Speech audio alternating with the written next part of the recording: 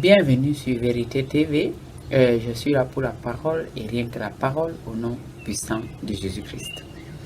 Alors aujourd'hui, si j'ai encore décidé d'être là, c'est parce que je vais parler quelque chose qui m'est arrivé et le Seigneur a vraiment tenu que je mette ça à jour.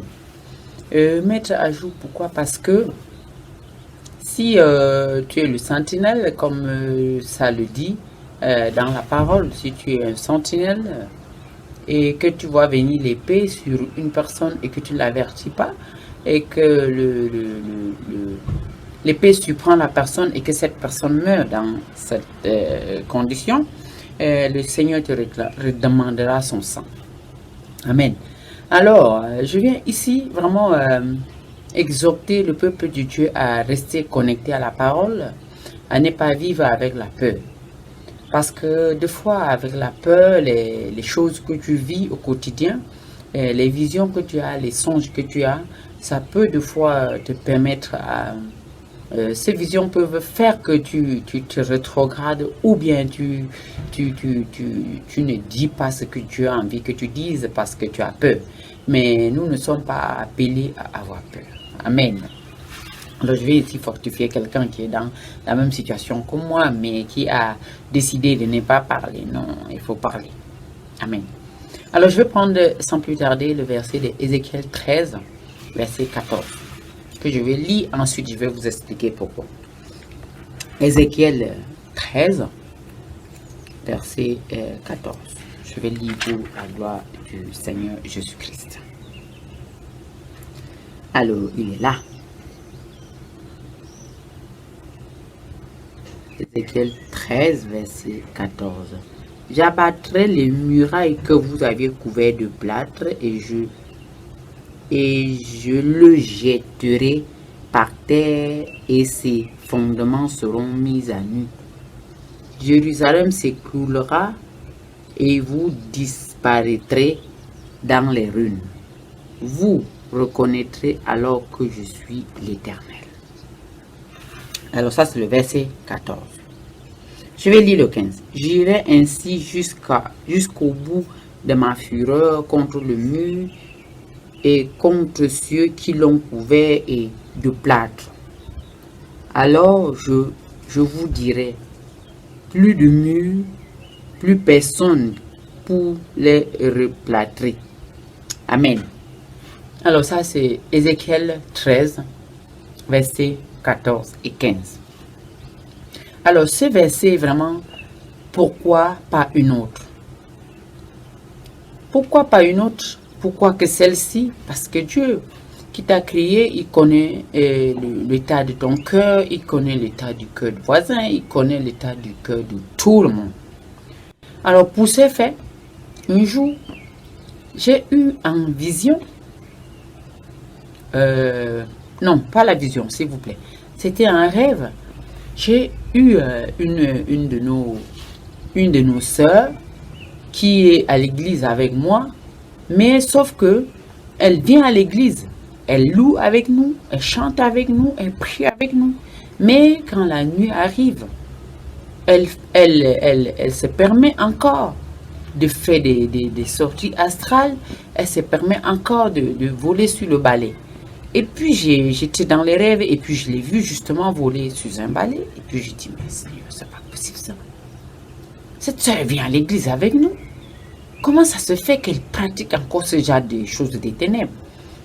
Et quand je me suis donc réveillée, le Saint-Esprit m'a mis à cœur de prendre ce verset et de la lire. J'ai lu, ensuite j'ai dit, mais qu'est-ce que je dois faire? Que dois-je faire? Donne-moi un conseil. Et le Saint-Esprit m'a donc dit de l'appeler et de lui demander pourquoi elle fait ce genre de choses. Donc, que je l'appelle en secret et que je lui demande pourquoi elle fait ce genre de choses. Et je l'ai appelée et je lui ai demandé que ma soeur, comment ça se fait qu'on est à l'église, on loue, on prie, on chante ensemble. Et puis toi, encore derrière, la nuit, tu sors pour faire des sorties astrales et puis tu voles sur le balai. Elle a commencé d'abord à discuter avec moi. Moi, je lui ai dit non, je ne pense pas que le Saint-Esprit en moi qui soit menteur. Je pense que c'est toi qui es en train de mentir dans l'histoire. Parce que si tu veux mentir, moi, quand je me suis levé, le Seigneur m'a donné dans Ézéchiel 13, versets 14 et 15 pour toi. Et le Seigneur m'a dit de te dire que si maintenant quelque chose t'arrive, il n'est plus responsable. Pourquoi? Parce que si je ne dis pas, si je t'appelle pas pour te demander de te repentir et de changer cette façon de voir, cette façon de pratiquer, d'être pas réel avec le Seigneur, d'être avec les enfants du Seigneur le jour et la nuit, tu es encore avec les ténèbres. Si tu ne te repens pas et que quelque chose t'arrive, tu ne vas pas dire que le Seigneur ne t'a pas averti. C'est pourquoi le Seigneur parle ici du plâtre, dans les bergers qui sont à l'église, ou bien les hommes de Dieu qui sont à l'église et connaissent l'état des personnes à l'église et ne leur affrontent pas. Là, il m'a dit que j'étais en train de couvrir un mur qui était déjà presque tombé. Donc, j'étais en train de mettre le plâtre encore sur un mur qui est presque tombé. Donc, le mur ici représente une personne qui est dans un état piteux, dans un état qui n'est pas bien, dans un état qui n'est pas... Cette personne n'est pas dans la réalité du Christ. Moi, je lui ai dit, donc, le Seigneur, il est en train de mentir. Non, je ne pense pas. Et cette sœur, pour finir, elle a avoué toutes ces choses qu'elle pratique dans les ténèbres. Et puis, j'ai dit, bon, comme tu en es à ce stade-là, alors cherche à te repentir et à demander pardon à Dieu. Et elle a dit oui, qu'elle devait faire. Moi, j'ai dit, ok, mais si tu voudras un peu plus, tu peux témoigner les ténèbres. Elle n'a pas encore fait, mais je pense que elle sait déjà que je connais son état et qu'elle est en train de chercher vraiment à se repentir. Et puis, moi, je ne veux pas la forcer non plus. Je veux qu'elle-même prenne la décision de le faire publiquement si elle le veut. Moi, j'ai proposé ça, si elle pouvait faire publiquement. Ou bien, elle pouvait aussi ne pas le faire publiquement, mais faire devant 5 ou 6 personnes. Et puis, comme ça, on peut prier pour elle. Et puis, cette chose-là, cette façon de faire des choses, de se faire des sorties astrales comme ça, là, pour emmerder les gens la nuit, qu'elle arrête. Elle était d'accord. Alors donc, vraiment, je viens ici exhorter les chrétiens à ne pas avoir peur de ces agents des ténèbres qui sont même dans l'église. Parce que si le Seigneur te montre l'état de quelqu'un comme ça, c'est parce que le Seigneur veut délivrer cette personne. Le Seigneur aime cette personne comme toi. Il voudrait la délivrer. Et cette personne, je pense que c'est des choses qu'on leur a appris ça quand ils étaient tout petits. Donc pour eux, c'est tout à fait normal. Mais devant le Seigneur, Créateur, le Tout-Puissant, c'est pas normal.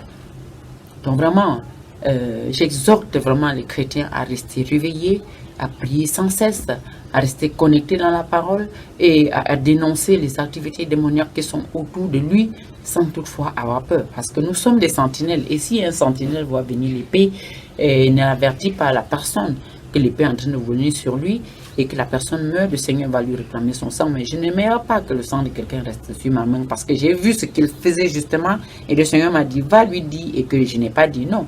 Je suis obligé de dire ces choses pour que cette personne aussi trouve le salut, pour que cette personne aussi trouve la lumière en Christ.